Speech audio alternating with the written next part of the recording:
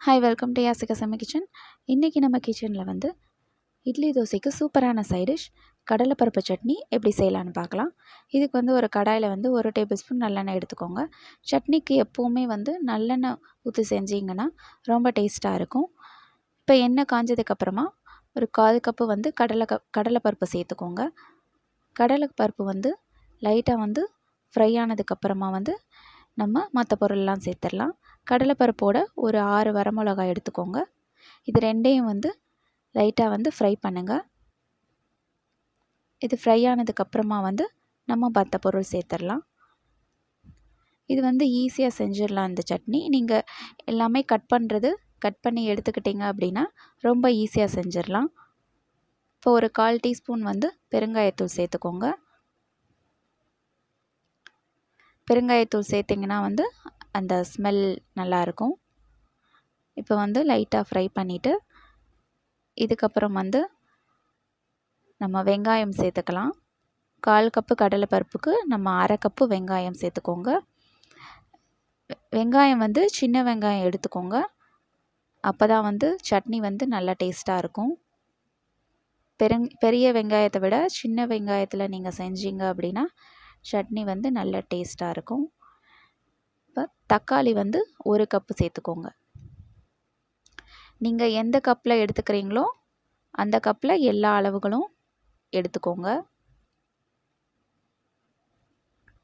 இப்போ தக்காளி வதங்கிறதுக்கு லைட்டாக வந்து ஒரு 1/2 டீஸ்பூன் வந்து உப்பு சேர்த்துக்கோங்க.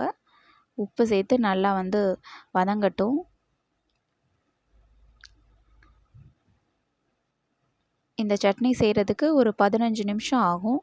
ஈஸியாக முடிச்சிடலாம். ஆனால் எல்லாமே நீங்கள் கட் பண்ணி ரெடி பண்ணி வச்சுக்கிட்டீங்க அப்படின்னா ஈஸியாக செஞ்சிடலாம்.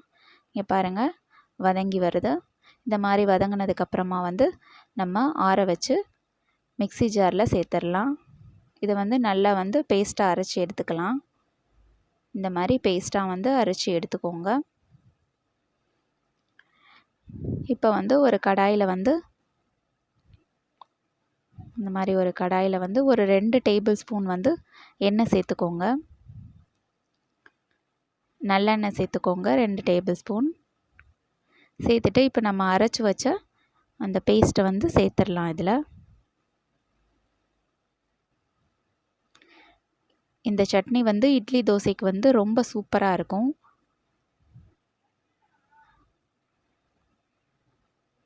இப்போ இதுக்கு தேவையான அளவு தண்ணி சேர்த்துக்கலாம். தண்ணி வந்து அதிகமாக ஊற்றிடாதீங்க.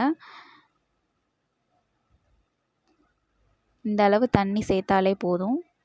நல்லா வந்து மிக்ஸ் பண்ணிவிட்டு அந்த மெஷர்மெண்ட் அது காமிக்கிறேன் பாருங்கள். இந்த அளவு தண்ணி சேர்த்தா கரெக்டாக இருக்கும். அதிகமாக தண்ணி சேர்த்திங்கன்னா அந்த டேஸ்ட்டு மாறிடும். இப்போ வந்து தேவையான அளவு உப்பு சேர்த்துக்கோங்க. இது வந்து ஓவராக கொதிக்க வேணாம். ஒரு கொதி வந்ததுக்கப்புறமா வந்து நம்ம ஆஃப் பண்ணி எடுத்துக்கலாம். அவ்வளோதான், ஒரு கொதி வந்துடுச்சு. இப்போ வந்து நம்ம தாளித்து எடுத்துக்கலாம். தாளிக்கிறதுக்கு வந்து இந்த மாதிரி வந்து ஒரு கடாய் எடுத்துக்கோங்க.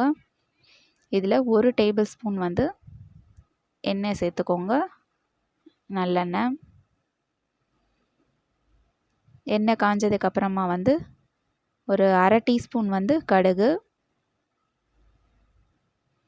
1/2 டீஸ்பூன் உளுந்தம்பருப்பு. கடுகு உளுந்தம்பருப்பு வெடித்து வந்ததுக்கப்புறமா ஒரு வரமிளகா, அப்புறம் கொஞ்சோண்டு கருவேப்பிலை. இப்போ இதை வந்து நம்ம சட்னியில் சேர்த்துடலாம். அவ்வளோதான், ஈஸியாக வந்து ரெடி ஆயிடுச்சு சட்னி. இதில் சேர்த்துடலாம். சூப்பராக ரெடி ஆயிடுச்சு. ரொம்ப டேஸ்ட்டாக இருக்கும். இந்த அளவுகள் பண்ணுங்கள். நீங்களும் வந்து வீட்டில் ட்ரை பண்ணி பாருங்கள். எப்படி இருக்குன்னு கமெண்ட் பண்ணுங்கள். என்னோடய சேனல் பிடிச்சிருந்தால் சப்ஸ்கிரைப் பண்ணுங்கள். தேங்க்யூ.